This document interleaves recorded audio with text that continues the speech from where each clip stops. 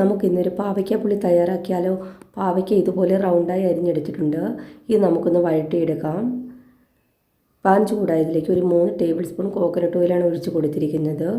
ഇനി ഇത് പാവയ്ക്ക നമുക്കിതിലേക്കിട്ടൊന്ന് വഴറ്റിയെടുക്കാം. ഫ്രൈ ചെയ്തെടുക്കേണ്ട ആവശ്യമില്ല, ഒന്ന് വഴറ്റിയെടുത്താൽ മതി. ഇനി ഇതിലേക്ക് നമുക്ക് ആവശ്യത്തിനുള്ള ഉപ്പ് പൊടി ചേർത്ത് കൊടുക്കാം. ഇനി ഇതെല്ലാം കൂടി നന്നായി ഒന്ന് ഇളക്കി കൊടുക്കണം. ചെറിയ രീതിയിൽ നമുക്കിതൊന്ന് വഴറ്റിയെടുത്താൽ മതി. നല്ല ടേസ്റ്റി ആയിട്ടുള്ള ഒരു പാവയ്ക്കപ്പുളിയാണിത്. എല്ലാവരും ഒന്ന് ട്രൈ ചെയ്ത് നോക്കണേ. ഇത്രയും മതിയാകും. ഇനി ഇത് നമുക്ക് ഓയിലിൽ നിന്ന് മാറ്റി കൊടുക്കാം.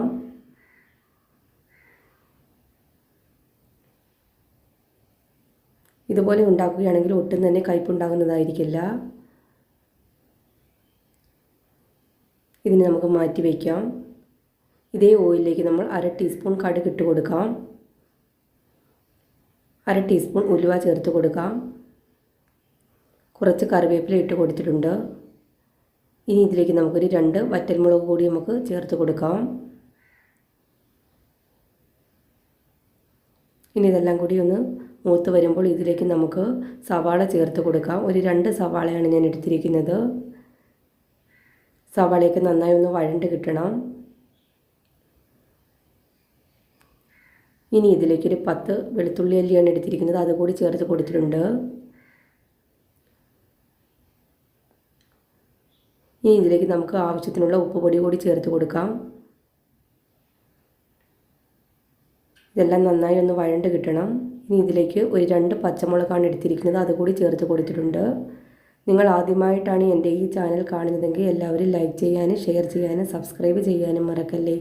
സവാള എല്ലാം നന്നായി ഒന്ന് വഴണ്ട് വന്നിട്ടുണ്ട്. ഈ സമയം നമുക്ക് മസാല ചേർത്ത് കൊടുക്കാം.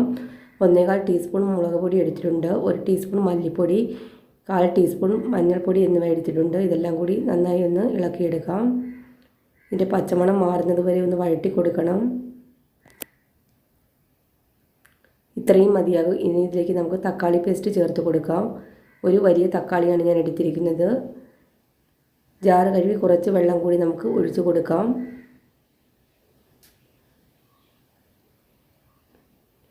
ഇനി കറി നന്നായി ഒന്ന് കുറുകി വരണം. അതിനുശേഷം നമുക്കിതിലേക്ക് വെള്ളം ഒഴിച്ച് കൊടുത്താൽ മതി. കറി ഇപ്പം നന്നായി ഒന്ന് കുറുകി വന്നിട്ടുണ്ട്. ഈ സമയം ഇതിലേക്ക് നമുക്ക് പുളിവെള്ളം ചേർത്ത് കൊടുക്കാം. ഒരു നെല്ലിക്ക വലിപ്പത്തിലുള്ള പുളിയാണ് എടുത്തിരിക്കുന്നത്.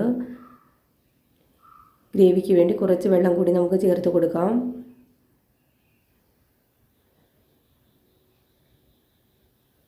നിങ്ങൾക്ക് ഗ്രേവിക്ക് ആവശ്യത്തിനുള്ള വെള്ളം ഒഴിച്ച് കൊടുക്കാവുന്നതാണ്. ഇനി ഇതൊന്ന് തിളച്ച് കിട്ടണം. കുറച്ച് ഉപ്പ് പൊടി കൂടി നമുക്കിതിലേക്ക് ചേർത്ത് കൊടുക്കാം. കറി ഇപ്പം നന്നായി ഒന്ന് തിളയ്ക്കാൻ തുടങ്ങിയിട്ടുണ്ട്. ഈ സമയം നമുക്ക് പാവയ്ക്ക ഇതിലേക്ക് ചേർത്ത് കൊടുക്കാം. ഇനി ഇതെല്ലാം കൂടി നന്നായി ഒന്നുകൂടി ഒന്ന് ഇളക്കി കൊടുക്കണം. പാവയ്ക്ക ഉടഞ്ഞു പോകാതെ നോക്കണേ. ഇനി ഇത് നമുക്കൊരു 15 മിനിറ്റ് നേരം മൂടി വെച്ച് ഒന്ന് വേവിച്ചെടുക്കാം. അപ്പോഴത്തേനും പാവയ്ക്ക എല്ലാം നന്നായി ഒന്ന് കുറുകി കിട്ടും. ഇനി ഇതിലേക്ക് ഒരു കഷ്ണം ശർക്കരയാണ് എടുത്തിരിക്കുന്നത്. എരിയും പുളിയും കയ്പും എല്ലാം ഒന്ന് ബാലൻസ് ചെയ്യാനാണ് ഇത് ഇട്ട് കൊടുക്കുന്നത്. ഇത്രയും മതിയാകും. ഇനി ഇത് നമുക്ക് മൂടി വയ്ക്കാം. മീഡിയം ഫ്ലെയിമിലിട്ട് ഒരു 15 മിനിറ്റ് നേരം കുക്ക് ചെയ്തെടുക്കാം. കറിയെല്ലാം ഇപ്പം കുറുകി വന്നിട്ടുണ്ട്. ഇപ്പോൾ ഒരു 15 മിനിറ്റ് ആയിട്ടുണ്ട്. സ്റ്റൗ നമുക്ക് ഓഫ് ചെയ്യാം. ഈ സമയം നമുക്ക് ഉപ്പൊക്കെ ഉണ്ടോ എന്ന് കറക്റ്റാണോ എന്ന് നോക്കണം.